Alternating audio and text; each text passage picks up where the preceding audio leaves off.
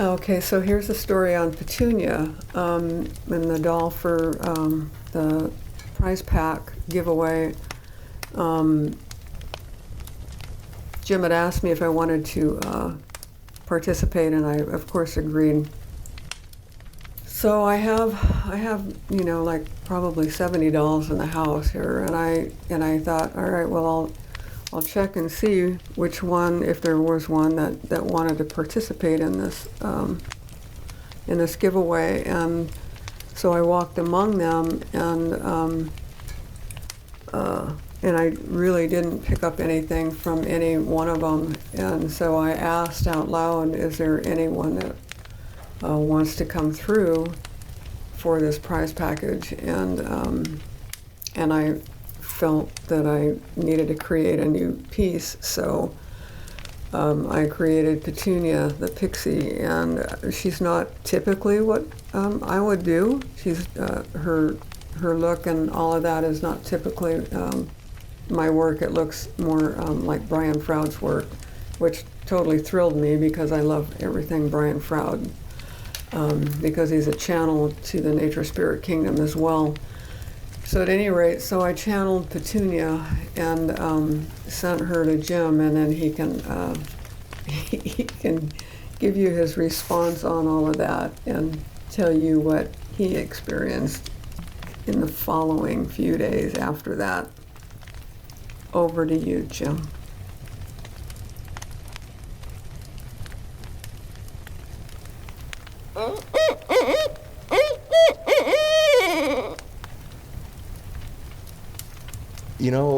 You're right, actually, and it's interesting, I don't always know that I'm doing a great job hosting this show, so I say that because, I'm just glibly sometimes on this ride, it's imagine trying to figure out a very delicate scientific experiment while also on a roller coaster. That's kind of how I feel, right? I'm on this crazy fun ride, I get goosebumps, I can't sleep, Fae show up at my door. I mean, everything short of them just yanking me through the bridge portal at the outside of my condo here into the other side, and saying, congratulations, you've done it. I still don't know that even any of all this is real, including my own sighting. But I'm starting to put that hat way back in the box bin. It's not the one I wear at all these days. I think I started there on episode 1 with Ron, tentatively asking what's this old guy gonna tell me? And now I'm full circle, no, I'm about to go on the evening news and say, aliens be damned, it's the Fae we got to worry about. They're here already. You know what I mean? Anyway, let me ask you, Danielle, a segue question here. And so tonight, the reason we've brought Danielle back to the show, other than the fact that I love talking with you, and I do want to say again, I needed a refreshing conversation. Mission accomplished. Thanks, my friend. I feel way better. We've got this prize. Thank you. No, really, thank you. It's all the thanks. No, we're having my favorite kind of fight. A gracious fight, but no, thank you. No, after you. No, after you. No, truly, Anyway, those are the kind of fights you want to hear about on the evening news. But why we brought Danielle back tonight is because we're trying to work on this prize pack, promote the show kind of thing. And so we've talked for 35 minutes here about 1,000,001 good reasons to promote this show. I couldn't give it any better endorsements. And so, hopefully when you go to listen to this episode, you remember to do one of the following things right here and now. Just hit pause and go do it. Leave a 5-star review, or a 4-star, or a 3-star, or a 2-star, or a 1-star. Just leave a review by clicking the star rating on either Spotify or Apple. Apple's a bit more of a process because you have to have an account. You kind of have to have an account on Spotify too, but you get the idea. Just hit that star rating, please. And while you're doing that, leave a comment. And I just will clarify the instructions really quick because I didn't have them right in the last episode about this prize pack. Spotify lets you put a comment on episodes. So anytime you put a comment on any episode, your name is going to go into the draw. And basically, like, you can put a bunch of comments on a bunch of episodes. You don't necessarily have to comment about an episode. You can just say, hey, I really like this show, and I'm just putting this here because it only lets me talk about episodes as comments. You get the idea. But that's where Spotify comments will show up with a name so that I can put you into the draw. Hitting the star rating is just a bonus. On Apple Podcasts, it will do the same thing. If you put a written review with words, that is actually reviewing the show, in contrast to Spotify, which is only letting you review individual episodes. But either format, if you put a comment as an individual episode over on Spotify, or if you put a comment on the podcast as a whole on Apple, both will put that comment up with your name. And so that will enter you into the draw between now and the midnight on the 31st of Halloween. So more than 2 months away. Lots of time to get her done, to go write a comment about this show, and then win this amazing prize pack, potentially. As of right now, I've got about 22 people in this draw. That's not enough. There shouldn't be a 1 in 22 chance of winning this amazing gift from Danielle and others that we're about to talk about here. And so please, if you would be so kind, just go and do your part by adding those comments and get entered into this draw the way that I just described, and help the show grow at the same time, which is all good feels all around. So Danielle, your prize, and the episode name for this particular episode is Fascinating Fae and the Possibly Perfect Prize Pack, a doll by Danielle, and this doll is Petunia for the Possibly Perfect Prize Pack. Petunia is a pixie. And before we go any further, I just want to kind of do a brief intro for those that might be listening to this episode for the first time, because that's a lot of people, potentially. Danielle is featured in episode 22, Dumbfounded by Danielle.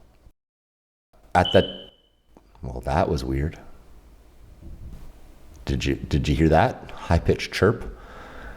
Well, I don't know. I just said episode 22, Dumbfounded by Danielle, and then my internal fire detector went chirp.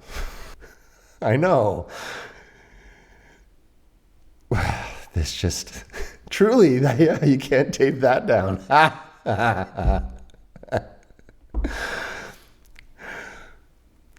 And I'll have that on the audio, and I'll make sure that it's in there. So for everyone listening, there you have it. It's just above my head to the right, just like my fucking glasses were the first time, Danielle. Oh, now I feel all swirly again. Jeepers, that's too much.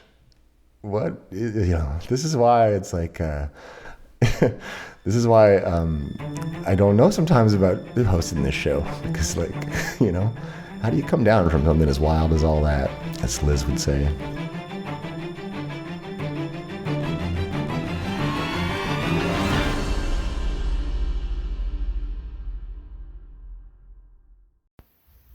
Okay, so this is a story of a visitation that I had from an elf when I was living in Ponderay, North Idaho.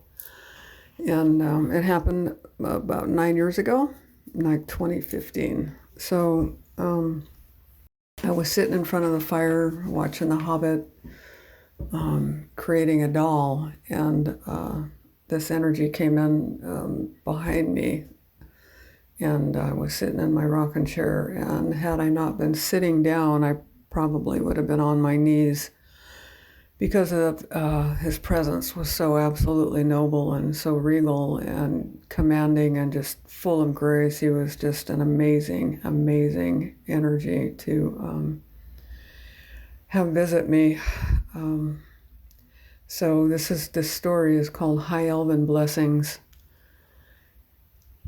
This is a story, a place of mystery, the mystical and the magical, of powerful beings that we can all connect with if we so choose. It is my hope in the telling of this story that I can put you there This is one of many experiences that I've had and continue to have, and it brought tears to my eyes in the telling of it. These visitations are powerful in their own right. The key to an experiential experience is to take a moment to quiet yourself and put your attention into your heart while reading this and allow the rest to unfold. Maybe light a candle, take a deep breath, and then begin to listen. The key is to go within. Imagine, if you will, a still, quiet evening in a cabin deep in the woods, surrounded by big trees with a large stone fireplace and with it a glowing fire. There inside, sitting before it with her dog and cat at her feet, is an artist that can make clay into fae. She has a small table before her, and on it her laptop. She's watching The Hobbit. Clay in her hands, when out of nowhere he doth appear, a mighty being of light with big pointy ears. His presence made known, his nobility, his grace. She bows without question, then looks into his face. She asks, "What is your question? What is your need? I am at your service." Her heart says, "Take heed." Softly he nods, and he says to her, "Greetings, dear one. I give you a task. This of you is what I might ask. It is to you that we do appear, that you make well it known, and that we are near. We ask it of you to reach out to the many, to weave back the magic that has been lost through the centuries. We exist in your dolls to help spread the word to all who would listen, and that we would be heard. So for those of you reading and listening and open to hear, we beckon to you, open your heart and come meet us there. For that's where we live, and it's from there that we give, weaving back all the magic so we can all joyfully live. We wish you many blessings as you walk down your path, rediscovering the magic and mystery you carry. We look forward to connecting as you go within to weave back in the magic. Now let us begin.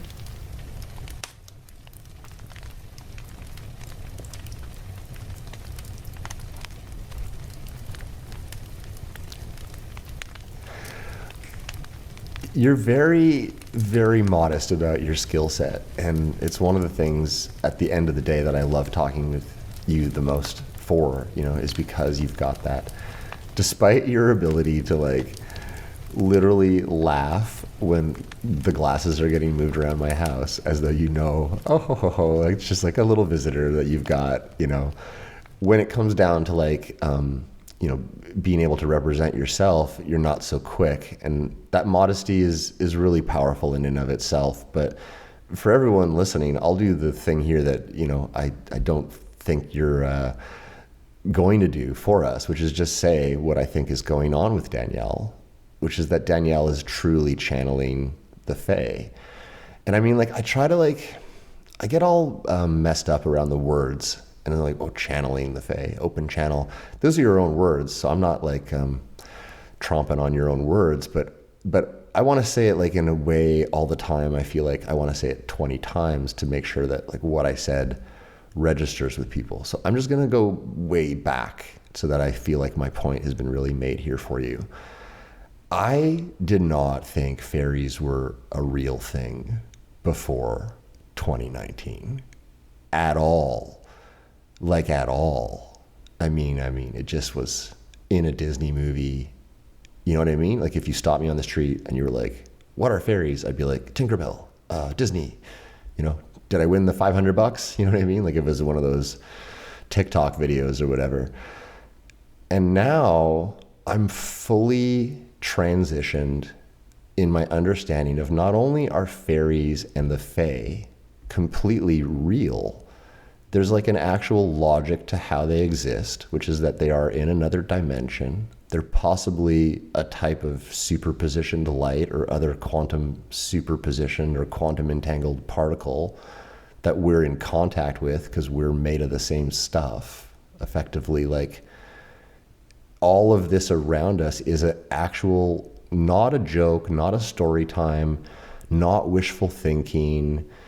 it's a complicated reality that needs to be wrestled with and brought to peace in the mind. And here we have Danielle, who's fully like receiving extremely sophisticated communication from these entities, such that she can channel them into a type of representation here in the third dimension. If the Fae can like show up on an episode, then the Fae can certainly, and more importantly, definitely do show up in one of your dolls. And so I just want everyone to understand, like, this is not Danielle saying like, oh, this is kind of like a dream or a fantasy book, imagination space I'm going to, and I'm just saying like, yeah, these are, no. Danielle's in contact with a type of interdimensional, non-taxonomically defined energy animal. Like, we're animals, we're just surrounded by these things. And very few people actually understand that and know that, for one, Danielle. And furthermore, extremely fewer people are doing the type of work that you're doing. And I, for one, can't handle the episode that we made together. It trips me out. I had to replace my glasses and my ball mouse, both things which physically moved around my place as a result of talking to you about your dolls. Specifically the Gandalf doll. And I don't even want to say his name right now because he makes me queasy just thinking about him. It's happening right now. I don't know. I think because he came in and moved, because it is, okay, but you know, we're saying the same thing. We're saying the same thing.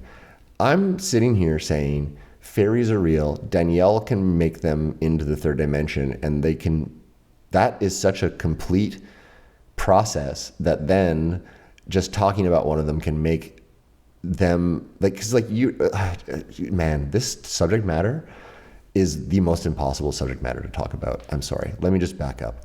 You talked a moment ago about how like they can work with us to go mitigate fires and stuff like that. People listening might be like scratching their fucking heads and be like, what is she on about? How is that even possible? Well, if they can move objects, then what is to say they cannot totally interface with the wind, with the trees, with flame? Like, I mean, I'm right there with you, Danielle. I do think she's right. I think you're right. And that's what I'm trying to say, is winning one of Danielle's dolls is like winning a fairy, in effect. And a type of conduit back to that actual Fae, the doppelganger for that real Fae. Like, to use a podcast analogy, it's almost like your microphone is the Fae doll, and if you talk to it, the listener on the other end is that Fae. Right? So they're allowing Danielle, they are physically allowing Danielle to create that linkage between them, the real Fae, and this talisman of them that is going to not give you, like, you're not going to own this Fae and have power over it. You're getting an open channel to them, to talk with them, to have them in your home, to work with them in the way that Danielle is talking about. And I think maybe, if I am so humbly allowed to say it, they're definitely working with me, because I'm not doing half of the shit that happens on this show. I'm definitely not. They're doing all sorts of stuff that, you know, gets on air, and that's not my scripting, that's not my planning. I'm not making the computer glitch and stuff like that. So my computer, if I could give that away, would be like the grand prize, because that thing is like totally haunted by the Fae, you know. But next best thing is one of Danielle's dolls, which is really the grand prize part of this prize pack, both in terms of, you know, dollar value and what I'm talking about. It's truly like, you have opened the narrative for the show around this process being possible, and thanks to your bravery, other people like Brett, like Katie, and I'm so happy to hear that you guys have like a fairy quorum going on of some fans. That makes me so stoked. But yeah, no, Danielle, you really did help open up the idea of artwork being more than just artwork. And it took me a while to physically get my head around it. But if I go all the way back to what I said a second ago about how, you know, I just like said out loud, I just have to accept they can use my computer, and then they started to play the episode out of nowhere. that suggests there is way more physicality behind the curtain with the Fae than is initially able to be detected from an invisible thing. You wouldn't guess that an invisible thing can do so much in the real world, but Danielle, you're one of the few people that knows that about them for sure. You really are. You really, really are.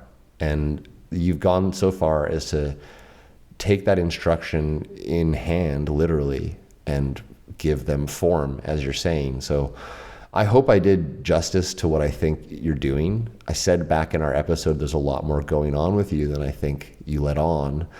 And I still think that's true. I still think secretly, if I was like there right now, you would actually be a holographic Fae talking to me. Wink, wink. For all I know, you're one of them. It sure seems that way.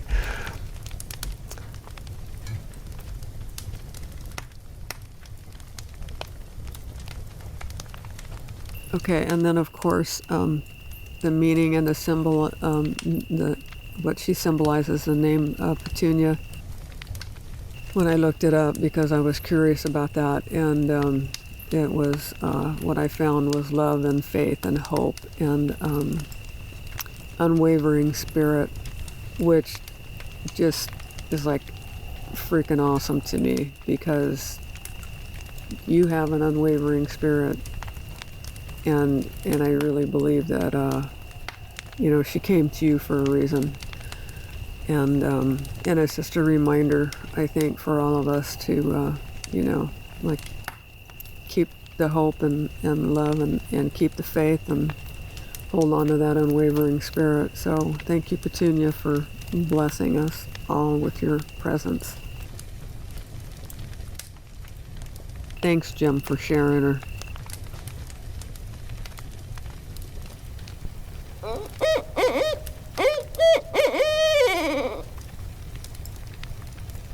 Here's why my power went out. Now, listen, again, I've spent half of this episode trying to objectively rationalize this as just a bunch of coincidences, which, hey, maybe it's still all it is.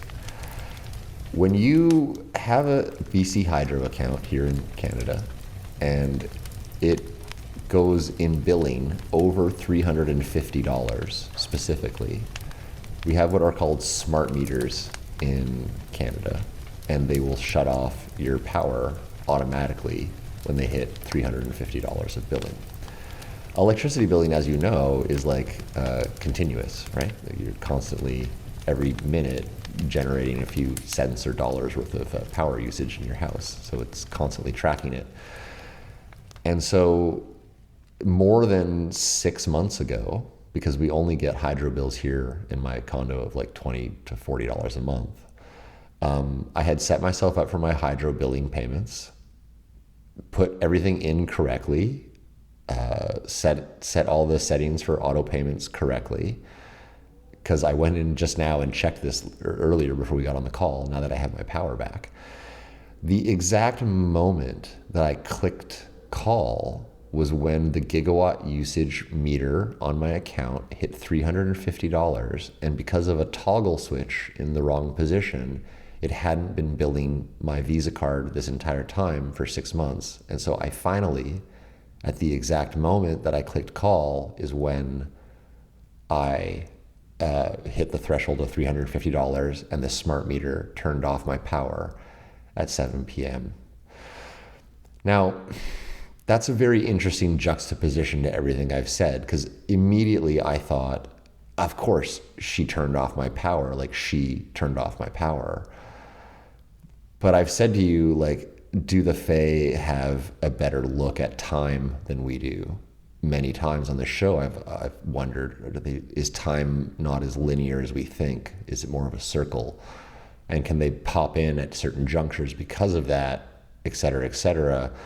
But I've also said many times, they can just make things appear or disappear. They can change settings. I've sent many screenshots to the audience of them changing audio settings, effectively doing what I would describe as analogous to fucking with a toggle switch on my BC Hydro account. And so, for whatever reason, those chirps are coinciding with that exact moment that my billing goes off in a way that is inexplicable, because again, there was no hot water there. And when I went outside in the morning, there was, to reenact my dream, there was this weird man there at 5:30 in the morning who said, "How are things going?" Weird. So I don't know what to make of it at all. But I know, Danielle, that petunia, like clicking, and then what happened with the fire alarm, and then the fact that I said, if this is petunia, I need to know, and then the power going out, and then the owl outside my door laughing at me as I'm sleeping. This has all been, here for the record, in one, terribly somewhat convoluted monologue / interview with Danielle here tonight, to say the following things, and I will just wrap it up here. I've been joking on and off that the Fae are haunting my podcast, but I do really think that they are. And they are blending and blurring the line between coincidence and things like moving objects. And here's how I'll finish, okay? So I do come back after all that and realizing like it's just my power out. And I'm like you, Danielle, thinking it's the Fae. She did it. And so I come back into my house and I say, okay, I get it. And as I say that, a final time, the fire alarm in my house chirps. And it doesn't make any fucking sense because there's been no power since the night before. And it does it right when I come in, and I say that basically to my open room. Okay, I get it. Chirp. Just like it does when I'm talking in the recordings that I've showcased at the beginning of this show. And so there almost is no separation between the coincidence of my billing hitting that exact dollar threshold right then, and the power going out when I click call, and the fire alarm beeping in a totally weird sequential way that it's not designed to do, the beeping from one room to the other. It was like I was getting dragged along the garden path by a choke chain.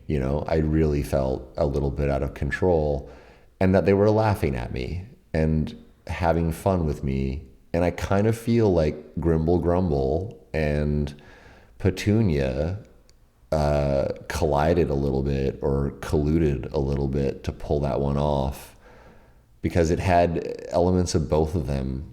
And she took it a whole other level with the power. And then this is how it all finished, this weird sequence of events, before I got onto this call with you. And this part is the part that I'm right now going to hand off to you, because I don't even know if anything I've said will make it to air once I listen to this back in the sober light of not so tired James Day, because I have to listen to this back myself and make sure I make sense here. All this stuff happens, Danielle. I come back in, I say, okay, I get it. Totally normal stuff happens thereafter. I get my neighbor to help me call BC Hydro. I get my connection reestablished. It's all good.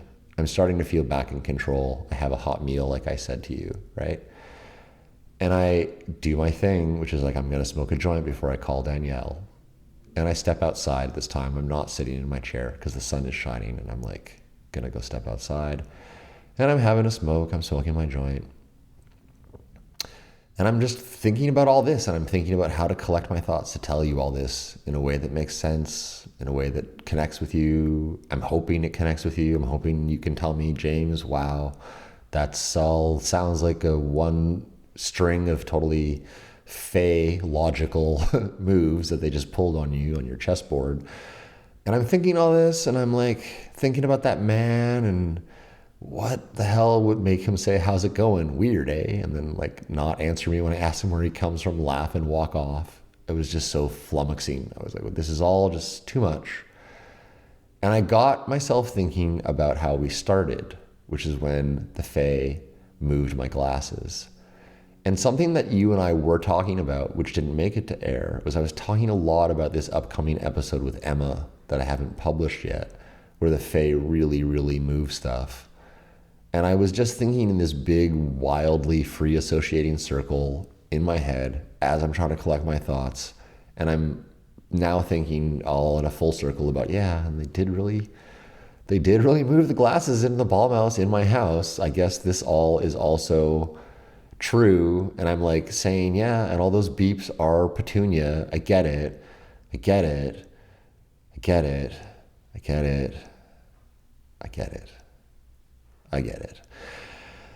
And I sigh, and I come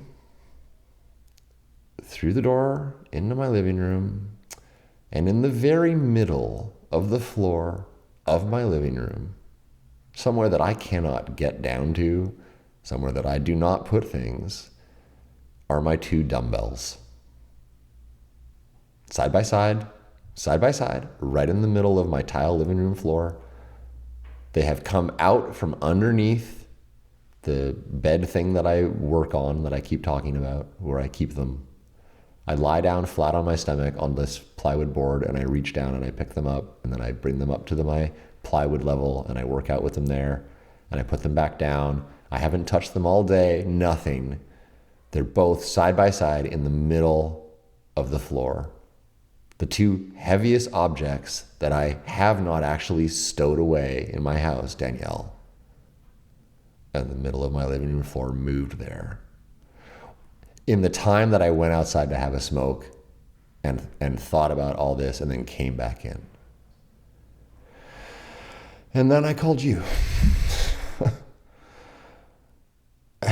And I looked at those dumbbells, and I looked at them, and I looked at them, and I was like, I am really tired.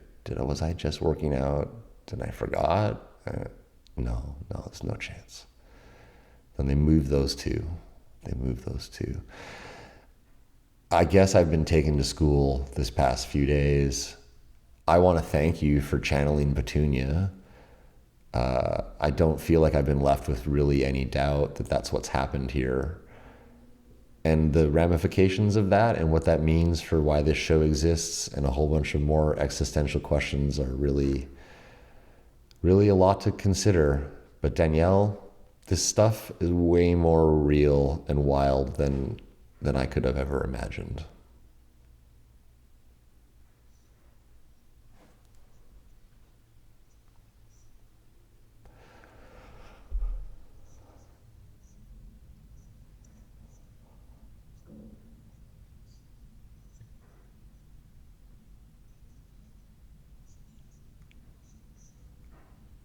No doubt. That's why I said I feel like, unfortunately, this is James and Danielle showed up on this particular episode of Fascinating Fae.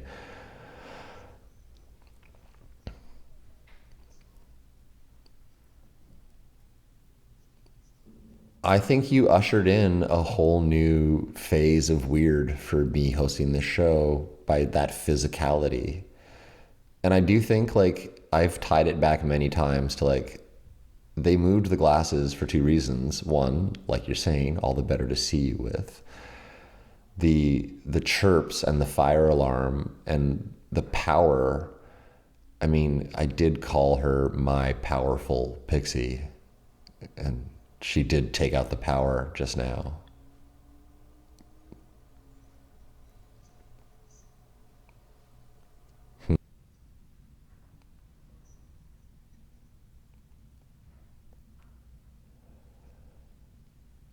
Have having you to talk to after just living it out is very helpful for me. That's, like when those two birds popped out of the bushes after I initiated the call, or before I initiated the call with Katie. I mean, that was really weird. And then there's been like a whole bouncing question in my head of like, is the owl a fairy? Can fairies show up as full-size people? Do the Fae use my computer? I got an answer to every single one of those questions and more ever since I realized that Petunia is the pixie that I saw and that you've channeled her into form.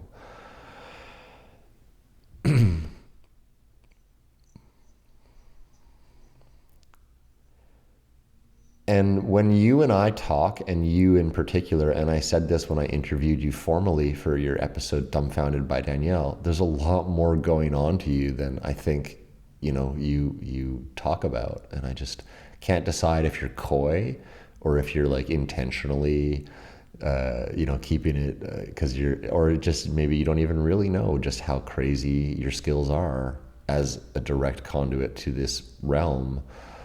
But I mean,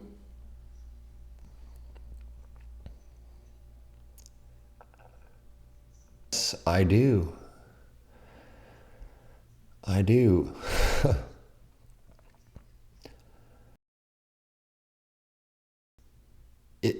I've asked myself on so many occasions, has the isolation brought upon by my trauma here just got to my head?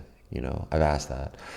I know I know it's not the case, but I mean, I think that like part of the thing that you might not see at this juncture in the show, 35-ish episodes in, because it feels like to the listener and to me as I listen back during my editing process, like I'm hitting my stride as the host. I'm kind of getting, but that's really not the truth. This just gets more confusing to me.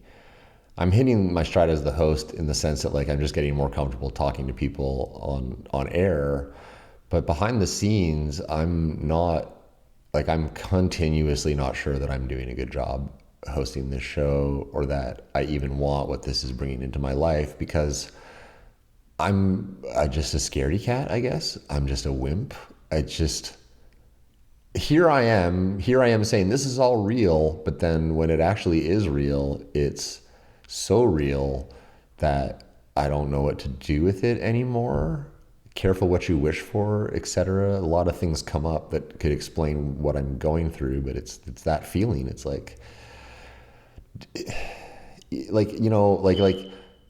did you hear that? Yeah, it just beeped again.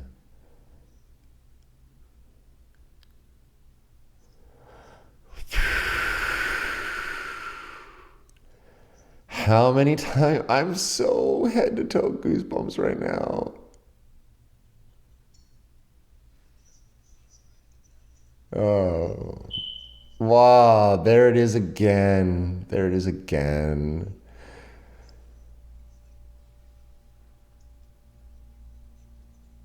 Wow, wow, wow. Danielle, those went just in really quick succession as well, not 2.5 minutes apart. And one was in here and one was in the bedroom. There it is again. Okay, okay, okay. Those beeps aren't just beeps. They come with laser loaded goosebump missiles.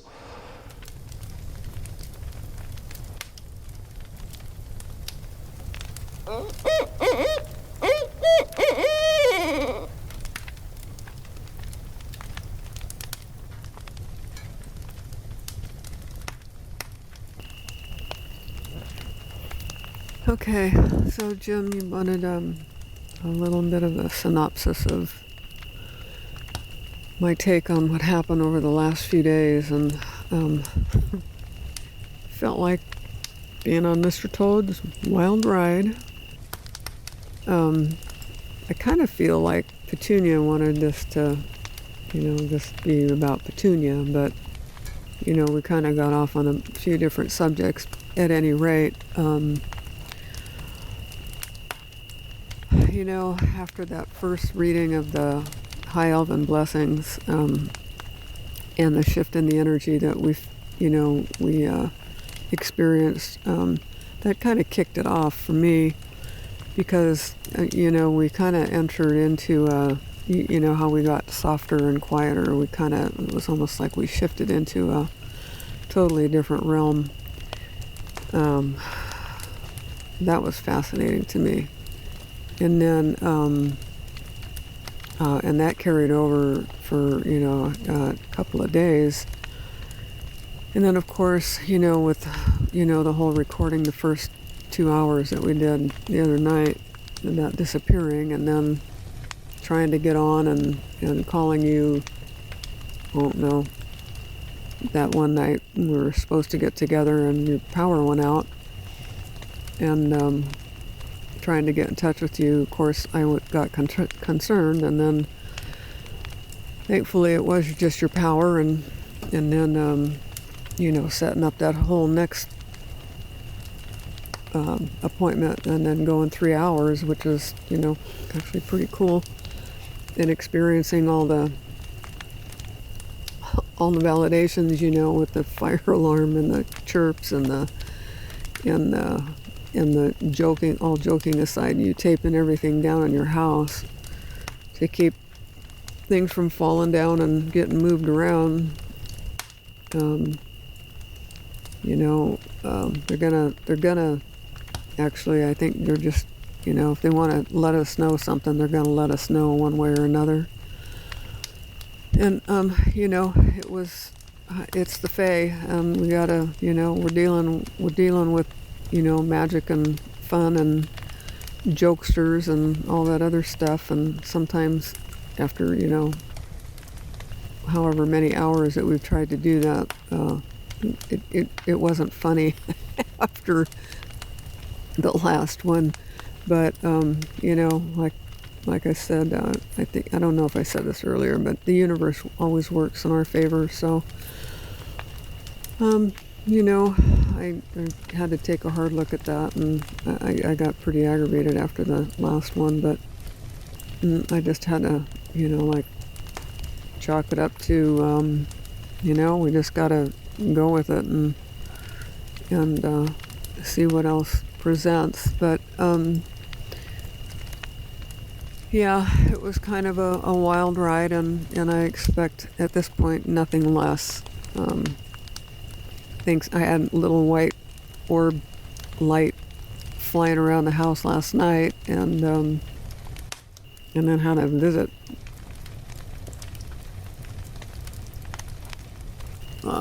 I haven't talked about the feathers.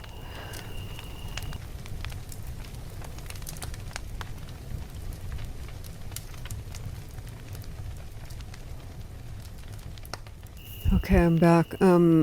Wanted to, of course, talk a little bit about finding those feathers, and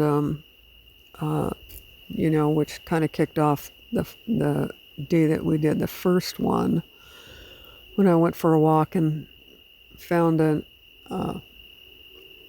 was walking down the road, and I kind of felt like I needed to turn around and go back, and I was like, yeah, it looked like it might start raining, and I wasn't sure if that was why, but I felt something kind of, pushing me back in the other direction. So I did turn around and take about 4 steps back and look down on the ground, and there was an owl feather on the ground. So, that actually immediately thought of Jim. And then I had moved on and walked down the road a little further and found a wild turkey feather, and my favorite one of the wing feathers, the patterning and all of that. It just happened to be my favorite one.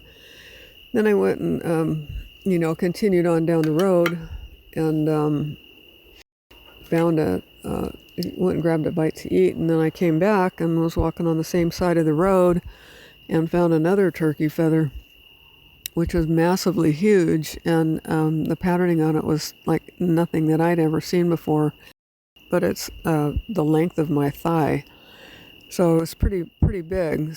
And for me, the wild turkey feathers represent shared blessings, and for me, Jim's been a blessing, and I think he's been a blessing to all of us that have been on the show, and it was just the way those feathers showed up that day was just interesting. And then of course that night we were, unbeknownst to me, I wasn't even sure didn't even know. I don't think at that point that we were even going to talk, but it did.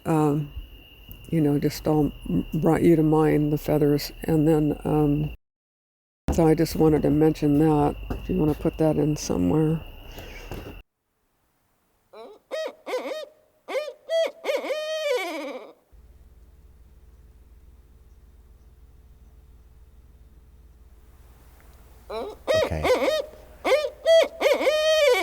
Exactly. And so while you are finding that turkey vulture feather directly after our call, right, I'm now standing in my kitchen, basically. We do the same thing. I go for a pee, you go for a pee, you go for a walk. I'm now standing in my kitchen because I'm going to have something to eat. I think this brings everybody full circle. So Danielle's on the show a few days ago. We've talked about Petunia. The fire alarm goes off. Bleep.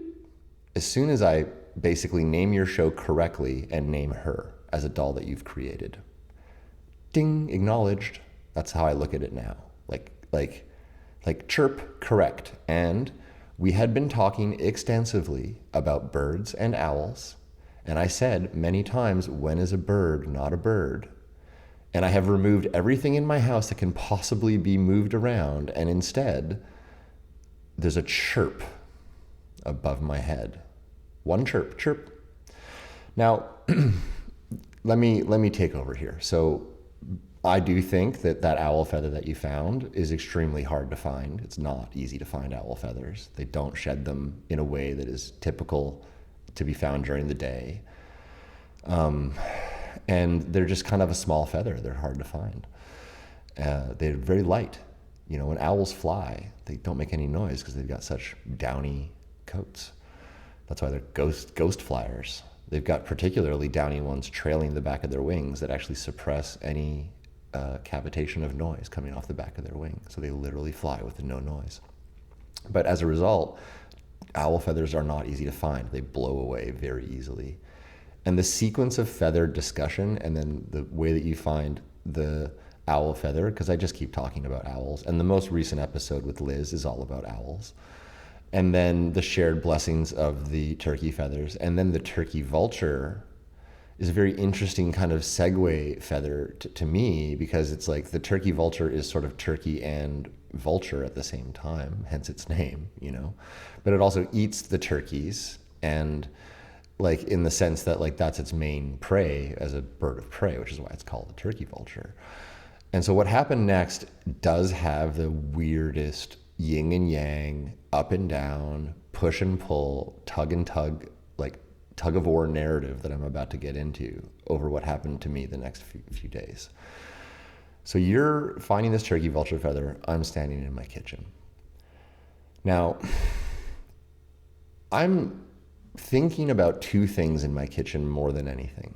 Number one, I'm thinking about that fucking chirping fire alarm that chirped one time right at that key moment and the way that I got hit with goosebumps. And I'm thinking about this and I'm kind of like low key, like riding that goosebump high a little bit again, just thinking about that chirping fire alarm. I'm like, what was that? I'm saying this kind of out loud in the same voice you just heard me there. What the fuck was that?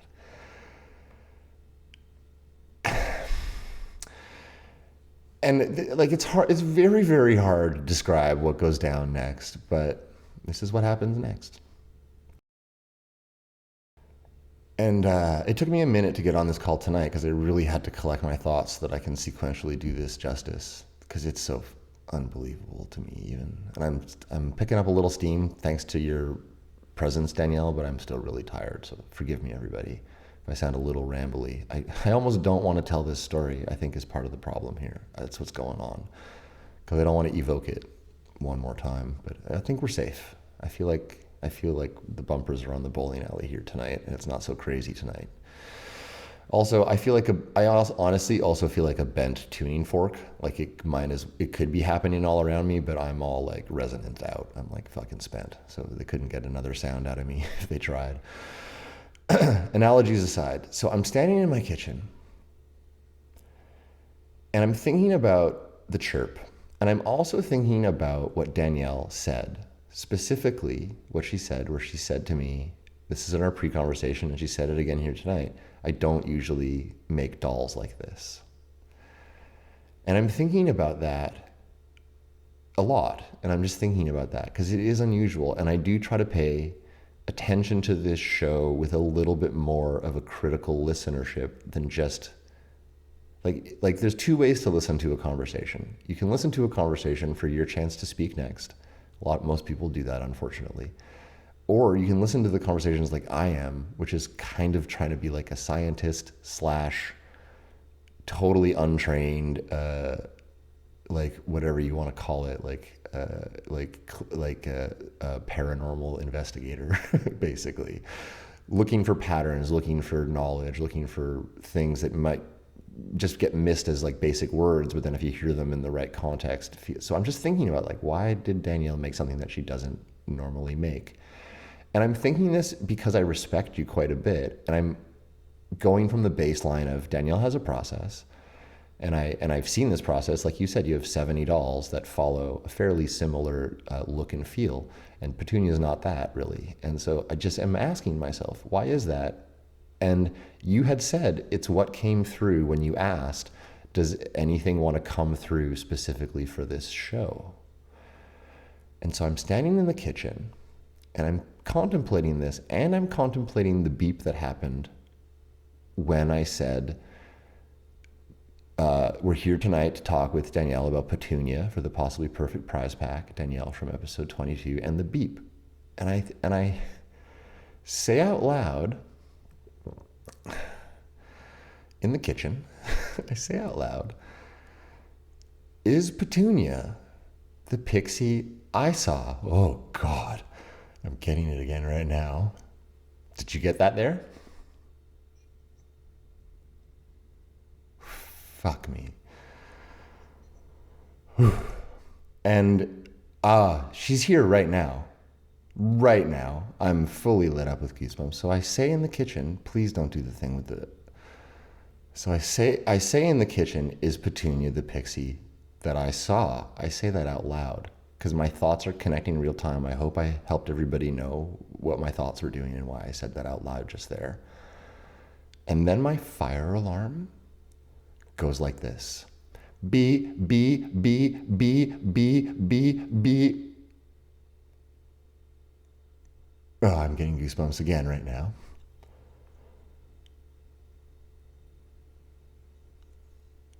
And then Danielle, can you just chime in for me? Did you not get a series of nonstop voice messages from me where I'm basically telling you this and telling you about the beeping fire alarm in correspondence to this question and answer about Petunia?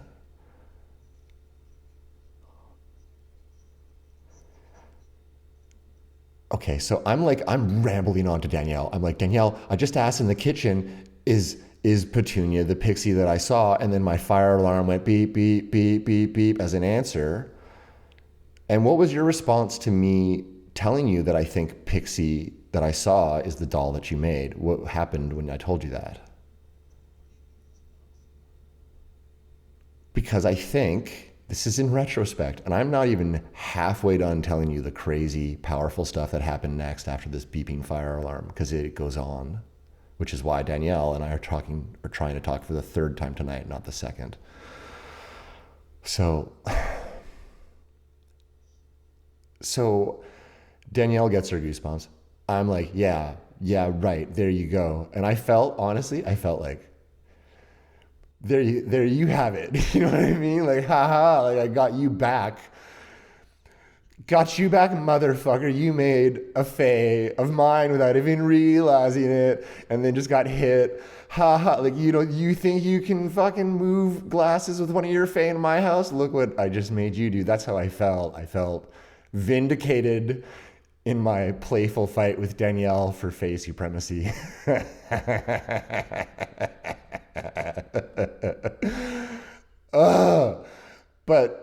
But so actually what's actually going on, I'm mostly joking right now for the sake of good content, but really what's going on is I'm totally feeling affirmed by this realization big time. And I'm like, the wings are right. What have I always said? It's a vaguely female-shaped winged fairy. I'm saying to you in one of the audio clips that I'm sending you, I'm like, I'm convinced that you channeled Petunia because you asked, does anything want to come through for the show? And she's obviously what started this show by showing herself to me. And I'm like saying all this to Danielle, and my fire alarm is going like chirp, chirp, like as I'm hitting the points that I'm being right about. fucking wild. I'm like, yeah, and I'm pretty sure that like you channeled it because like you asked and she's the one I saw. Chirp. And then I'm like, and I'm saying all this other stuff, and I'm exhausted, and I'll refer back to the recording, but it's all there, these chirps in corresponding to me like locking into what I think is the truth about this totally unexpected flow of events. Me seeing a fairy, 4 years later, me starting a podcast about fairies because of it, eventually talking to you months later, 20 plus episodes in, eventually deciding I want to promote the show by supporting the artists, and then ultimately learning the name of the fairy that I saw through you because you do channel the Fae, Danielle. And then I was like,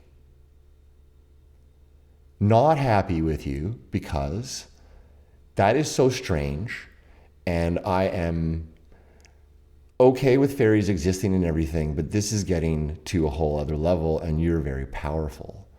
And that is a very interesting, almost podcast worthy of its own. How the hell does somebody do that, actually? And I'm struggling with this as I'm messaging you these frantic messages.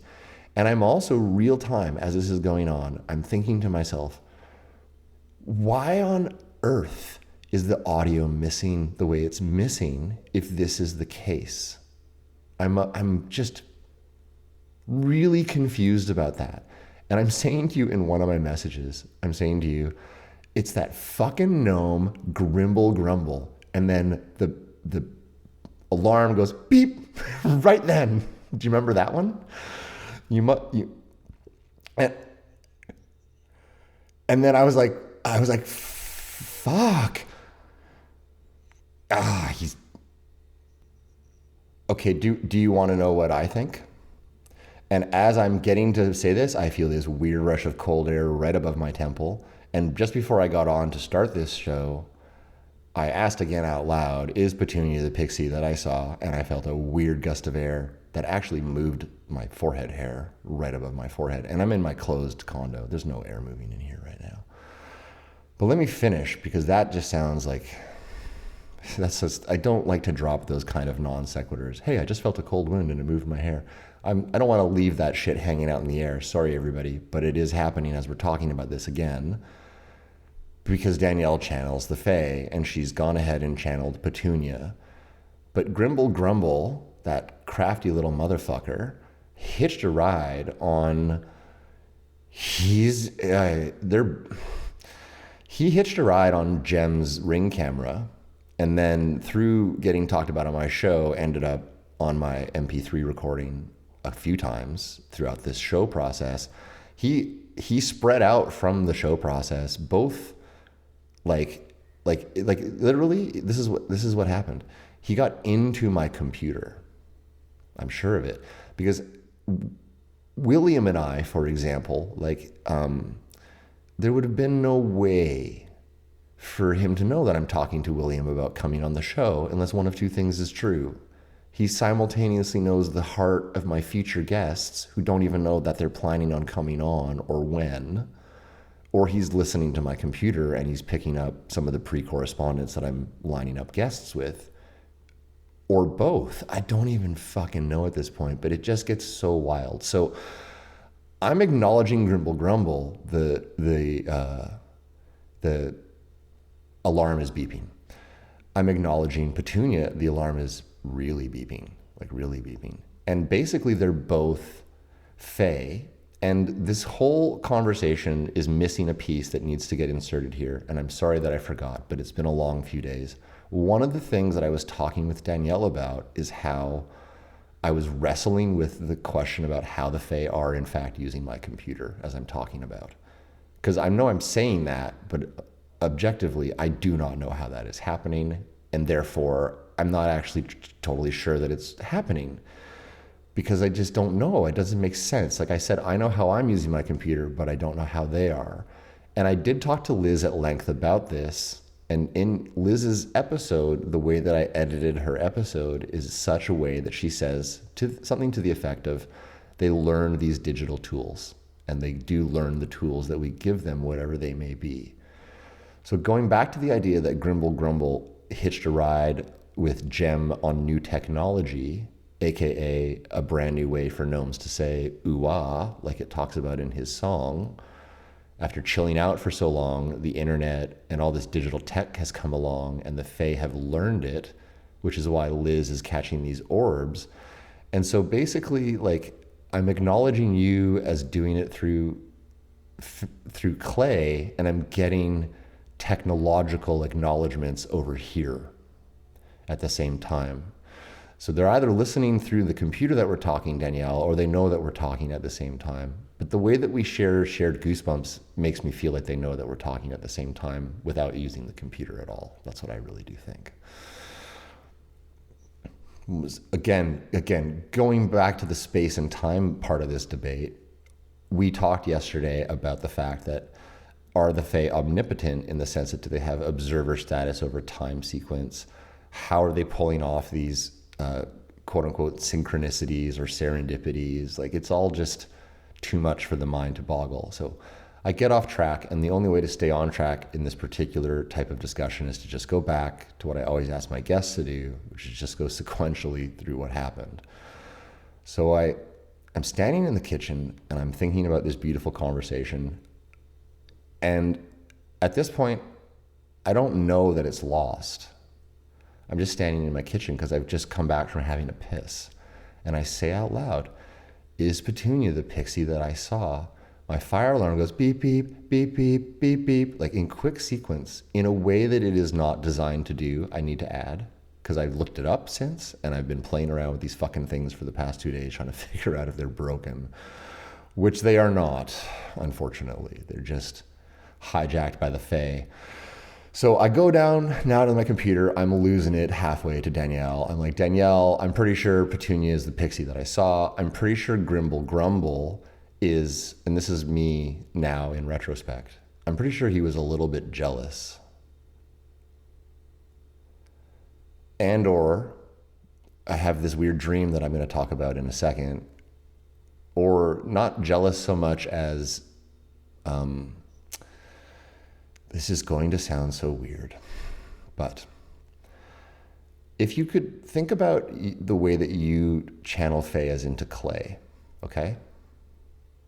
So that's, and you say, you give them, they come to you looking for being, is I think how you've said it to me more than once. Am I saying they ask for being? They come to you asking for being. That's for form. Thank you, for form. I don't want to misquote you because this is important.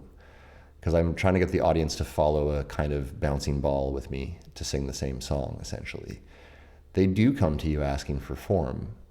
And when you did something as simple as asking, do any Fae want to come through for this contest for James's show? When you ask that question, all sorts of Fae can hear, and the one that did want to come through is the one that I saw.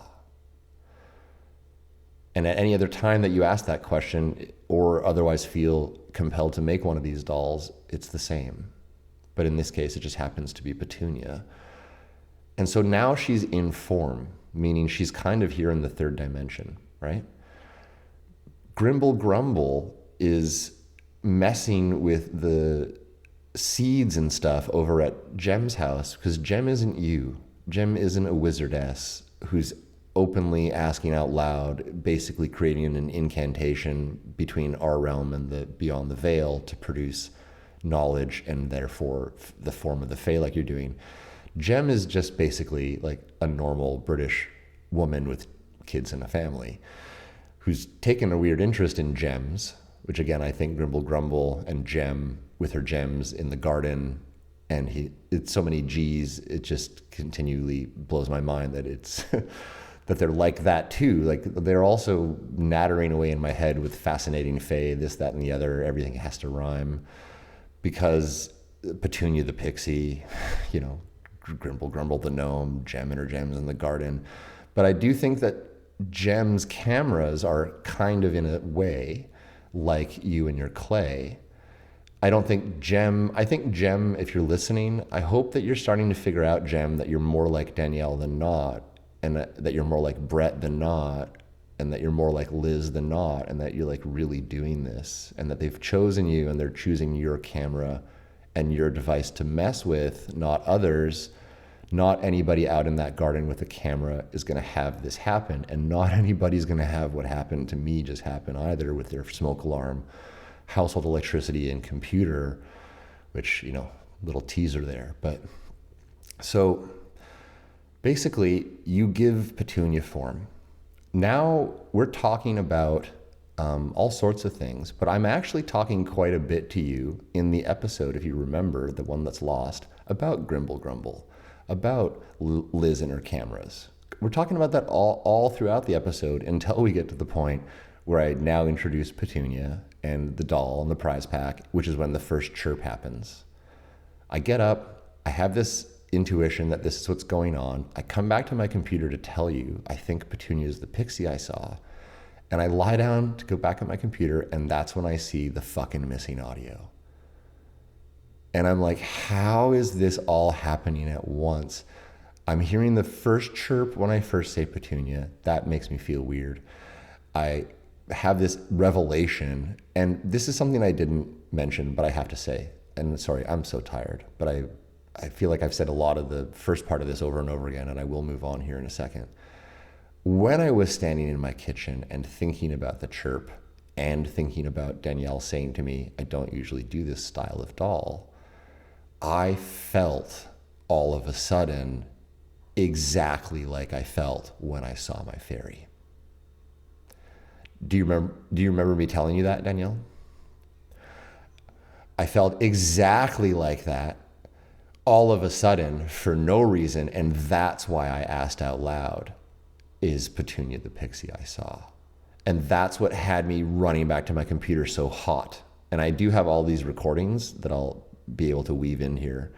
They're not the best audio quality because I'm just talking to my laptop mic in excitement, but they would definitely capture the moment. And so now I'm feeling this weird, I mean, I've never felt that way before, and I think I've said that easily 25 times on the show, and here I am feeling it in my kitchen. Unmistakable feeling, Danielle. This is unmistakable feeling to me. I know this feeling. It is a shock that I'm feeling it. It's an amazement that I'm feeling it. I say out loud, is Petunia the pixie I saw? My fire alarm goes beep, beep, beep, beep, beep, beep, beep. I run to my computer. I'm messaging you. I'm messaging you about the missing audio that I've all of a sudden discovered. Things are just getting bananas over here. You're finding the turkey vulture feather at the exact same time this is all happening. And we're both relating back to each other how we just feel really weird after that Elven reading that you did and how all this stuff is going on. And I'm like, I gotta shut her down. I gotta go to bed. But my fucking fire alarms now are in a routine chirp pattern. So they've done basically one chirp only when we first mentioned Petunia. They do a sequence of chirps when I ask in the kitchen, is Petunia the pixie I saw? I come running over to my computer. I look up at my computer. The audio is gone. I'm now talking to you about, first of all, the audio being missing, and second of all, me thinking that Petunia is the pixie that I saw. And each time I'm doing that, and only at specific junctures, without regular intervals at all, but specifically punctuating my talking, is the fire alarm chirping at key, like almost as though to say, yes, yes, yes. It's like almost what the fire alarm is doing.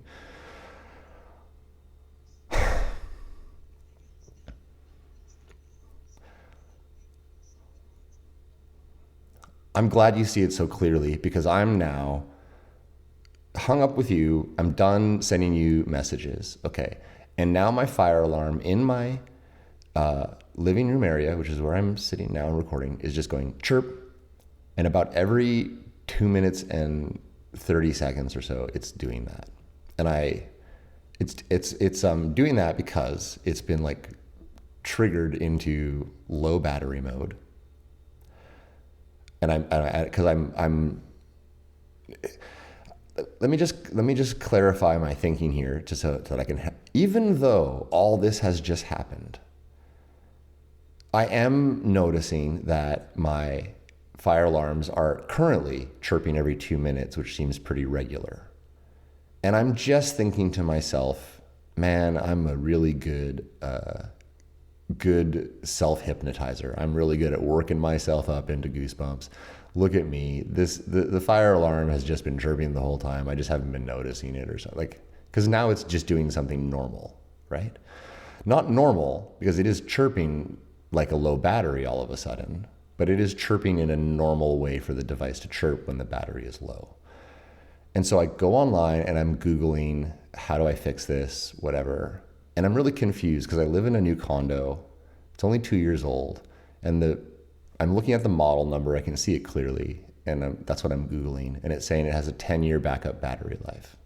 So I'm like, that's weird. Why is that happening with a 10-year backup battery life?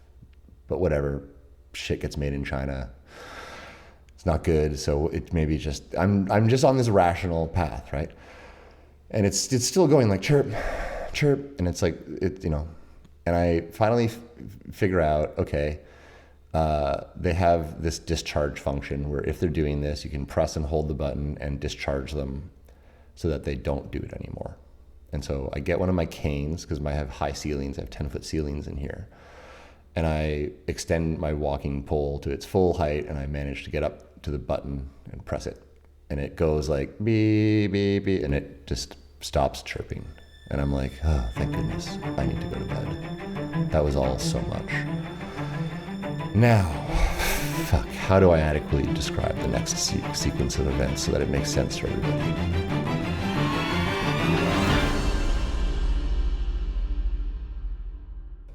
This has got to be just a power problem. And it's late at that point. It's already getting dark. I've missed you. I can't get my computer to wake up. I feel really bad because I know you're starting to worry about me probably. I knew you were, because you were expecting me and I'm inexplicably not there.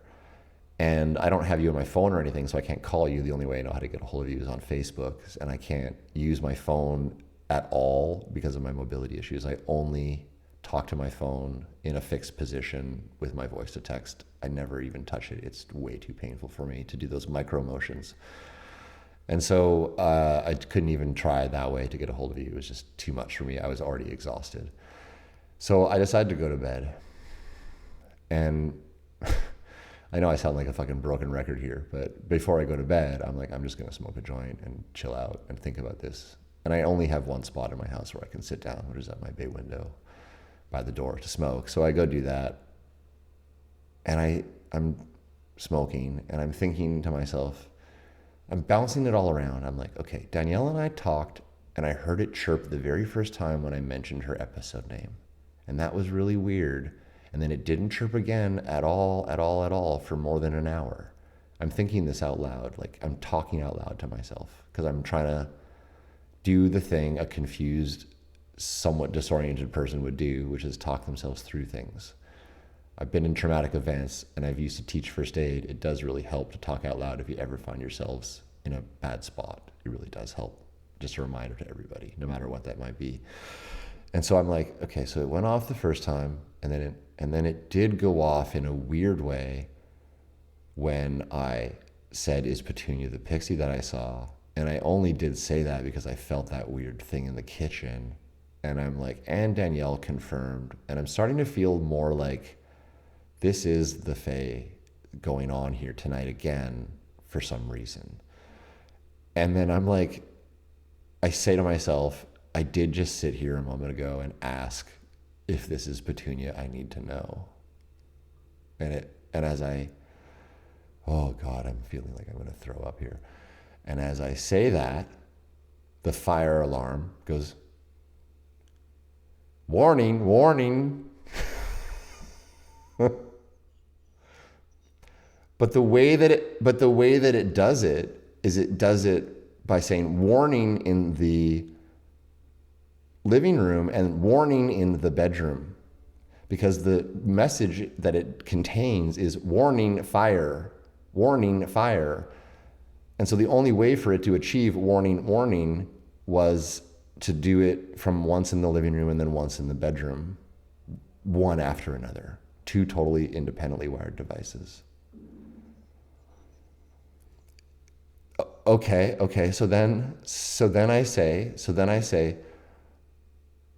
So I'm like, so you got to remember, I hope I took everyone through that sequence of events correctly. And I can tell by your reaction, Danielle, that I did. And I'm exhausted and I'm doing my best to remember this exactly as it happened. So now and I want to point out, there is no unit power in my unit anymore. So these things, if their batteries have died, and if the power has just gone out, have no possible source of power anyway. So how the fuck are they doing this?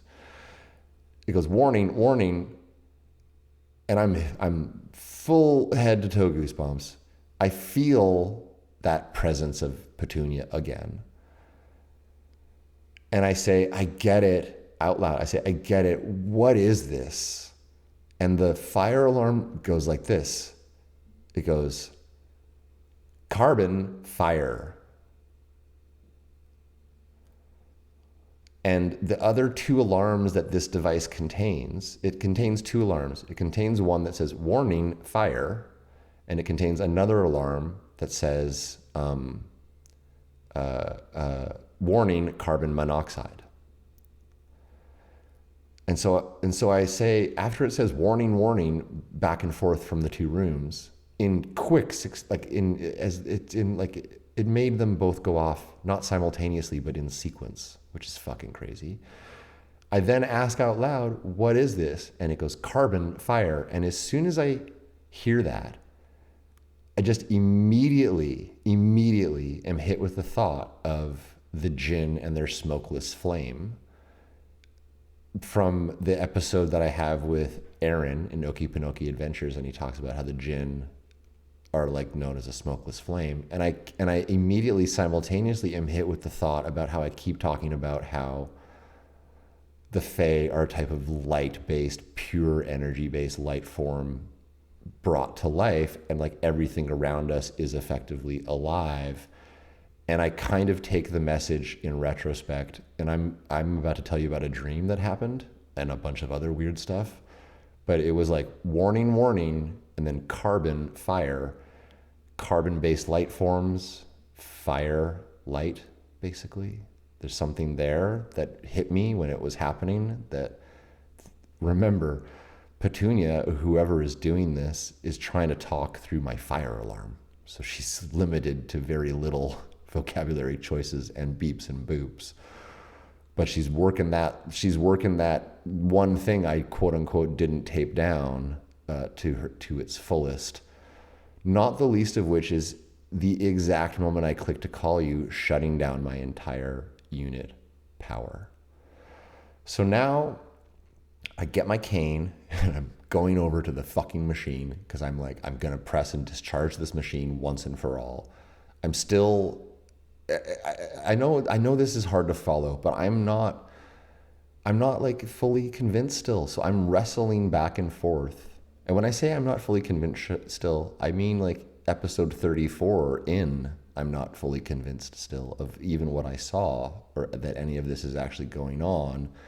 And I'm having that big push and pull as I'm having this little push and pull around, are these devices talking to me because Petunia's here in my walls, or are they talking to me because the electrical in my house is weird?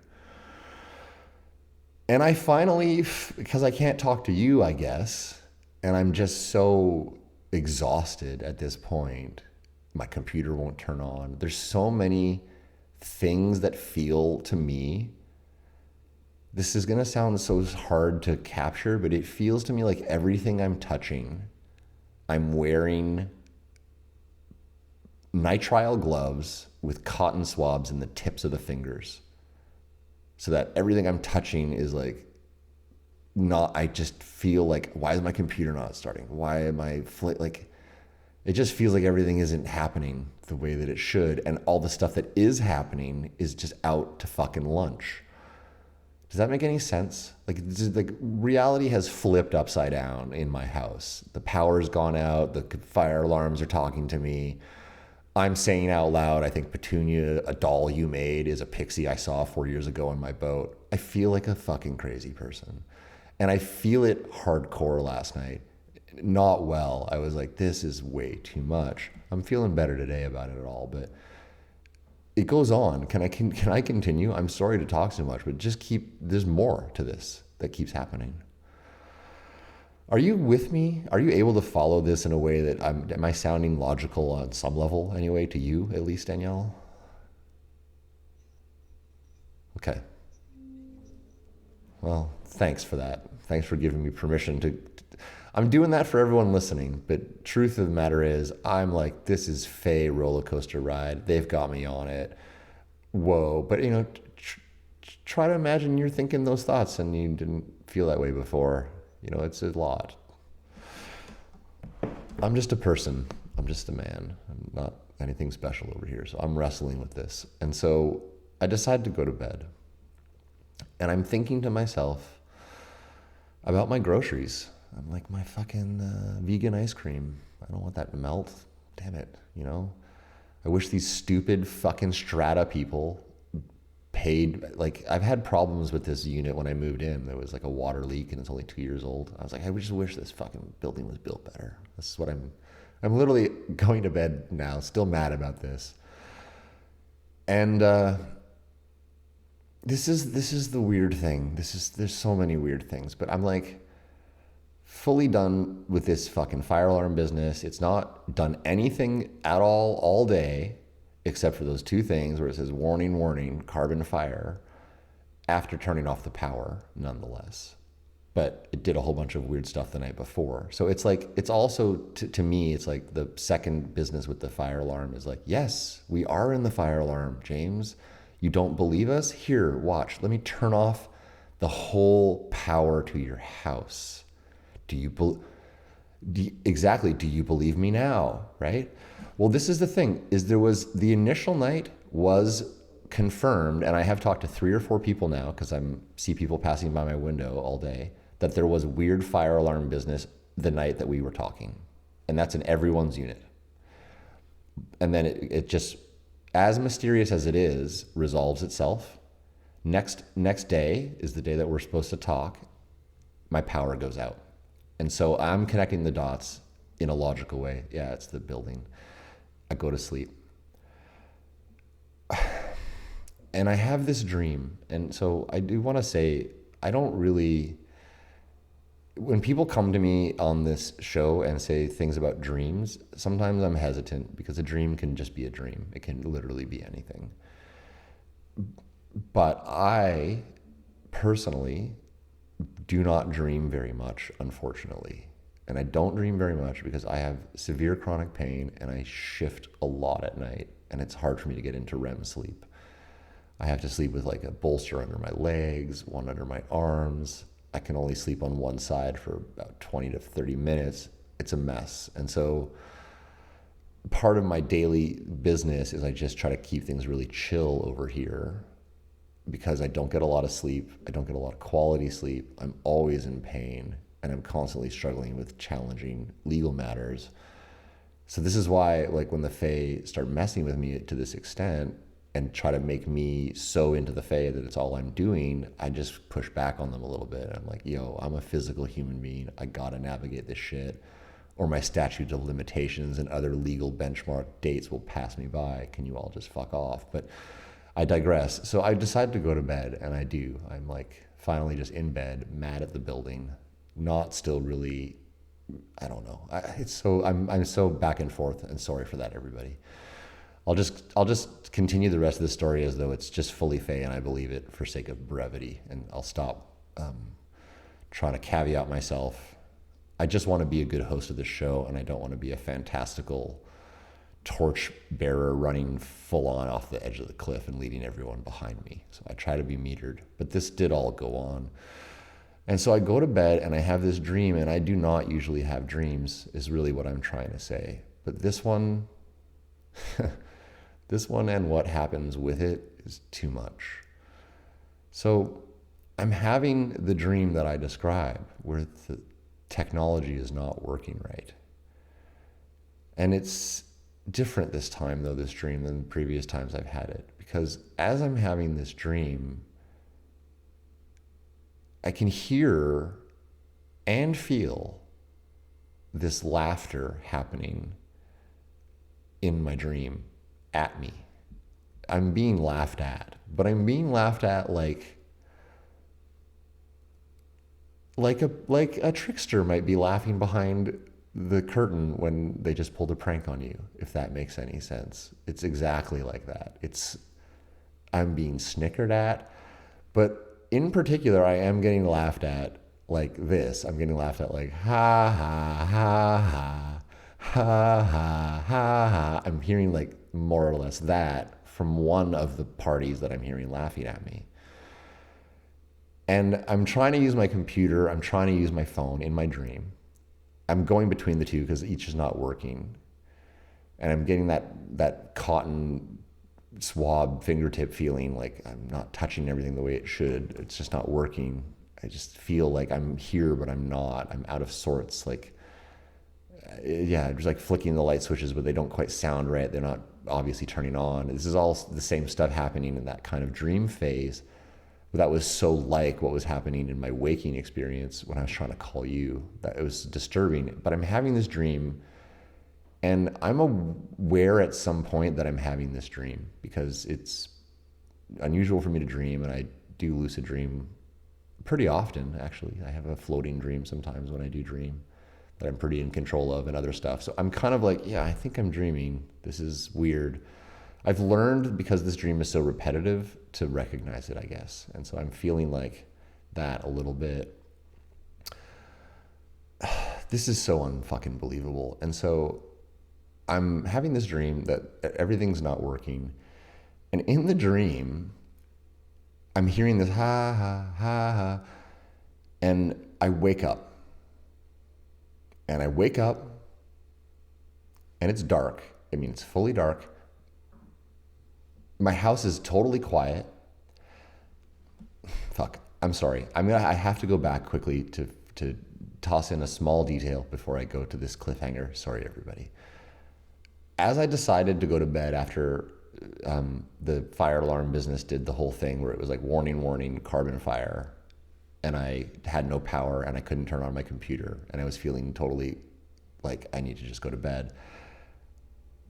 And I was thinking to myself, this must be a building-wide problem. I decided I'm just gonna have a shower before I go to bed, like a nice hot shower to calm my brain down and put me to sleep. And I went to my shower and I turned it on.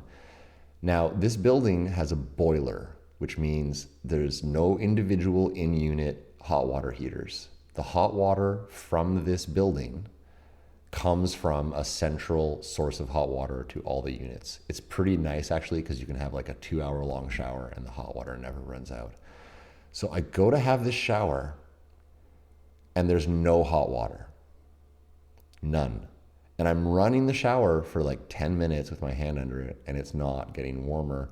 I actually custom did my shower, and I, not to talk like I have a luxurious life, but I have a 2-person shower with like twin shower heads, twin rain cans, and twin sidewalls. So I'm now over at the other station for, where my girl takes her shower, and there's no hot water there. And I'm thinking to myself, aha, it is the building, because the hot water is down. It's gotta be not just my unit out of power tonight. It's gotta be all those fire alarms that everyone's confirming were going off the day before. Everything is connecting to me now. This makes total sense. There's no hot water.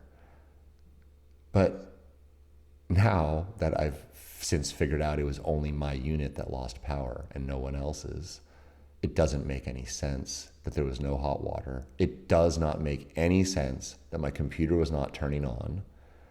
But those things really were happening. I was awake when those things were happening. They were happening as I'm describing them, which is why I feel like, did I get fucking sucked over into Feyland or something? Because my house was my house, but it wasn't working right. Now, anyway, I go to sleep. I'm having a dream that's an extension of my confusion, is more or less what's going on, is what I'm thinking, as I kind of am aware that I'm having the dream. I'm hearing this laugh in my dream, and I wake up. And I've talked about how this owl showed up in the tree outside my house when I started this podcast. And I wake up and the tree that's outside my house is fully in bloom right now. So there's nowhere for the owl to land because it's just a little shrubby tree and it's got maple leaves all over it. So there's nowhere for it to land. But a few feet in front of this tree is a sign that talks about the features of this building. And on that fucking sign is the owl, and it's doing this. It's going, ha, ha, ha, ha, ha, ha. And it's on the sign outside my window, laughing at me. And I'm dreaming it in my dream, and I wake up and the owl is outside my window doing this. And at this point, I'm in full on fucking Twilight Zone, okay? I'm like my no hot water, the computer won't open it, like the owls, I just don't even know. And I go back to bed. Like, I know everyone says this on paranormal podcasts, but I just go back to bed. I was like, I'm looking at this owl. I can see it. The street light, by the way, out on the bridge is fully on, which has me tripped out because I'm like, if it's the block, maybe I thought maybe that would be out, but no, that's on. So I'm like, yeah, even though this owl is out there and I'm noticing the street light lighting up the owl, I'm still thinking about the fucking power as though it's the building. But it's clearly this fucking owl who is Petunia laughing at me outside my house after doing all this. I don't know what else to say I think it is other than that I think that that's what that is. And so I go back. It just goes on a little bit more and then I'll finish. And I want to know what you think. But whoever's going to win Petunia, put that thing in a fucking steel box. Don't open the door. Because, anyway.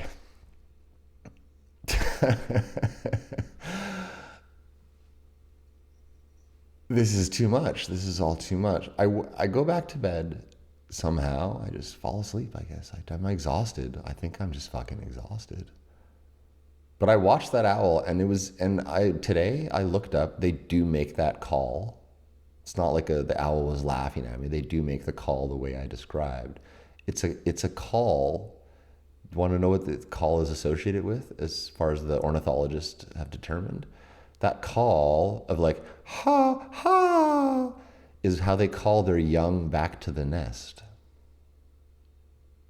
So figure out what that. Very interesting, isn't it? Yeah. But also might just be like that confluence of like, when is a bird not a bird? Yes, it's doing that because it's a bird, but it's really a fairy laughing at me. So it's laughing at me as an owl would. And that's maybe the closest owl sound to a laugh that and you know what I mean? Like in my dream, it was much more laughter, but when I woke up, it was definitely the owl sound as I'm referring to. And so I do finally go back to bed after a couple of minutes of observing this owl sitting there and just in utter disbelief. I'm like talking about this like because I'm tired. I'm like almost shaking. I have so many goosebumps. I'm in a kind of not very comfortable headspace where I'm feeling a little bit not well. I just am. I'm like everything is too much at this point. The fucking owl, the no hot water, the day before, all the chirps. Is Petunia the pixie I met? Is this all really happening in my life? This is so, and this fucking owl's there, like making it so that I just can't ignore it. But I do go back to bed, and I kind of don't really remember much other than just I went back to bed and it was still there. Because it just was there. It was just still there. It just wasn't going away, and I was tired. I know that sounds weird, but like it's just being there, and I was like, okay, it's just. I just drifted off because it had woken me up from sleep and I was tired to begin with. And then I had this other part of my dream where I kind of went back to more or less the same dream, but in this dream, I was outside of my house and I was in the dream still wrestling with the power being out. And so I was in my dream looking at the 4 floors of buildings that are above me because I'm on the ground floor. So I was out on my patio and I had turned around and I was looking back up with my neck crooked at the building and I couldn't see any lights on in my dream. And remember, my power is really out at this point, both in my dream and in real life. And so my apartment is eerily still. This is another part that really fucks me up, is when I went to go see if there was a shower for me and there was no hot water, I was really, really getting that, I don't want to say that I was feeling manic or something, but I was feeling like not well. I was like, what is going on here? And it felt disassociative a little bit. And it was like, and so to ground myself, this is back during when I'm still awake, not in my dream. I have this neighbor upstairs who's got a mirror of my unit. And I'm like, okay, her fridge is just above my fridge. My fridge is pretty fucking loud. I can usually actually hear her fridge. And I'm like listening and feeling the wall for her fridge. And I'm like, nothing.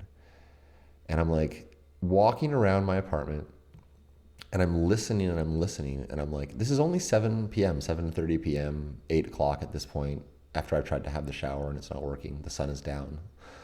And I'm like, I don't hear the people upstairs playing video games, which I always can hear. And I'm thinking to myself, yeah, the building is really eerily quiet right now. And when I woke up from the dream with the owl, it was the same, like total building quiet. Like, you know, I live in this building, I hear stuff all the time. And I woke up from this dream that I was having about looking back up at the building, and it was more or less dawn. And the power's still out, the sun is coming up, and I'm like feeling to myself like, did all this just happen?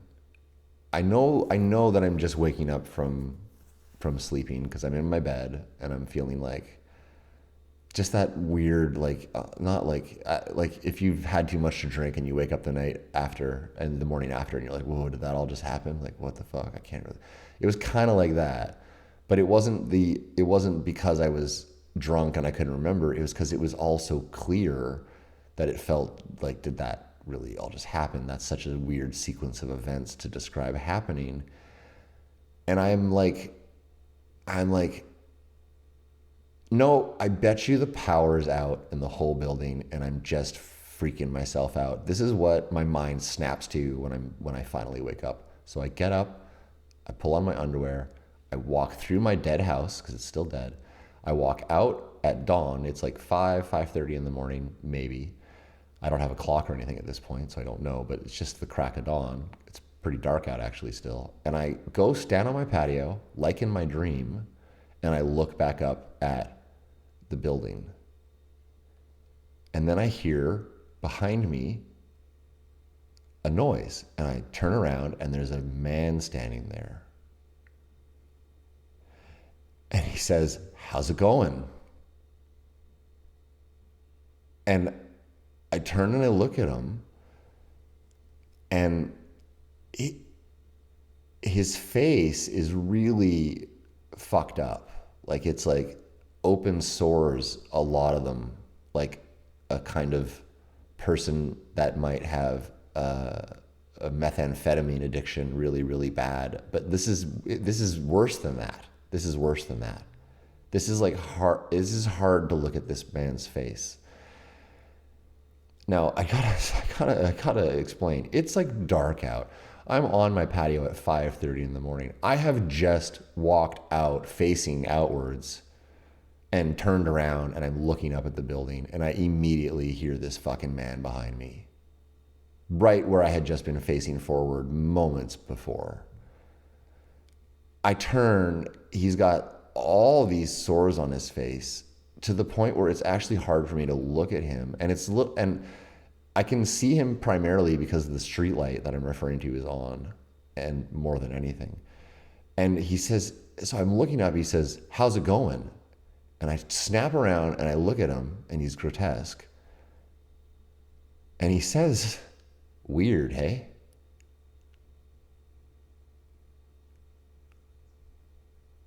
This is exactly the sequence. I walk out, I'm thinking, no. I've just woken up from the dream in which I'm checking the building and all the lights are out. And I wake up from that, and I'm like feeling that heavy disassociative buzz still from the night before, even though I know I'm waking up. And I'm more settled at this point, but my house is still dead still. And I go tromping outside to look up at my building, because even though it's 5:30 in the morning, there's going to be fucking something on. Someone's going to have something on, you know? Like, I'll be able to see if there's power in the building or if there's just power in my unit or whatever, because I still don't know. And I look up and I just hear behind me, how's it going? And there's a guy fucking standing at the foot of my gate, pretty much. He's in the park part, but he's there. He goes, how's it going? And I turn to look at him, and he goes, weird, eh? Like he's watching me look up at the building. If this is a normal guy, a junkie coming out of the park, let's call him. Sorry if that's insensitive to anybody who's struggling with addiction. I've been there. But how's it going? I just look at him. I say nothing because I'm fucking totally confused, and I'm having a hard time processing his face. And he says, weird, eh? Like in this little coy way. And I said to him, hey man, where did you just come from? And he goes, he just laughs. He's just like, and walks on. And this guy had with him this cane that was like a polished tree limb. And at the oh God. And at the part where you would hold it, the fist grip or whatever, it was cocked over real sharp, like on a 90-degree angle, like he had picked a real particular piece of wood that right at that point would cock over, like he'd snapped off a branch from another branch kind of thing, if that makes any sense. Like where there had once been a crook was now where this handle was, if that makes any sense.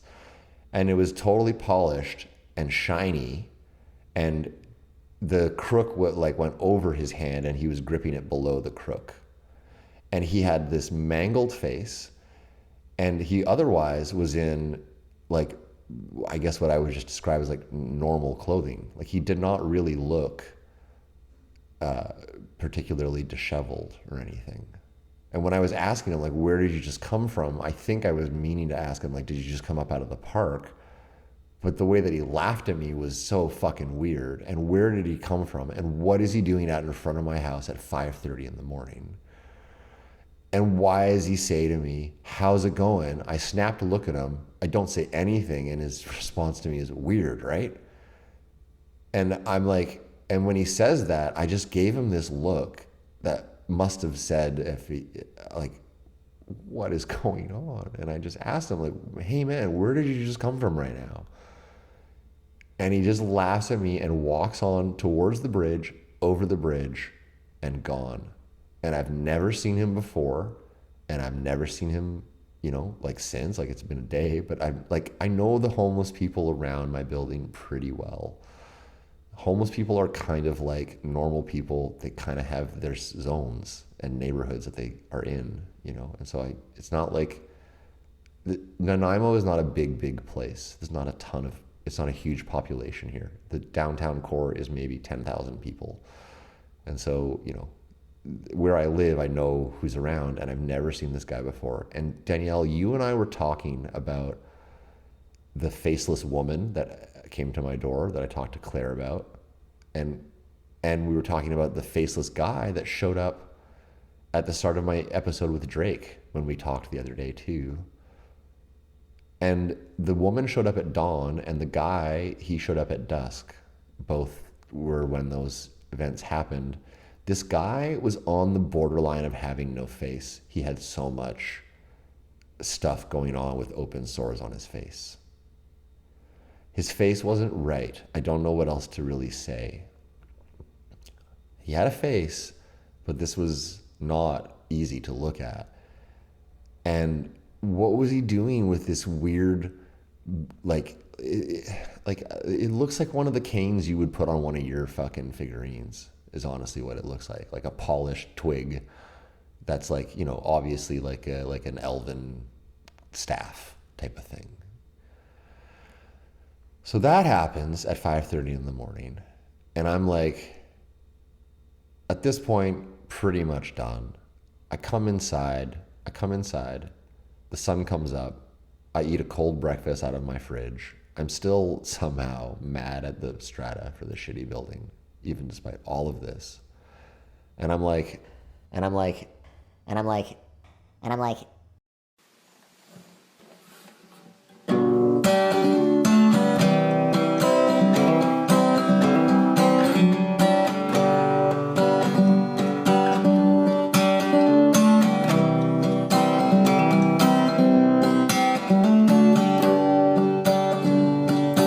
sometimes I wish that I was a fish, or asleep like the common folk.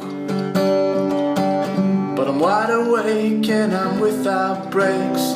Gotta laugh at the cosmic joke. Laughing at the cosmic joke, yeah. Laughing at the cosmic joke. Laughing at the cosmic joke, yeah, yeah. Laughing at the cosmic joke. Went to the jungle, hopeful and humble. Intentions were to walk out whole. Went through a rumble and my plans took a tumble. Now I'm back in the dark of my soul. You gotta feel it before you can heal it. I reached out to spirit for help, and in the bleeding the answer I needed was to love and accept myself. Sometimes it seems that to live my dreams, gotta transcend a trillion tests. Mandela said it and I'll never forget it. You gotta pass right through the valley of death. Many times, yeah, laughing at the cosmic joke. Laughing at the cosmic joke.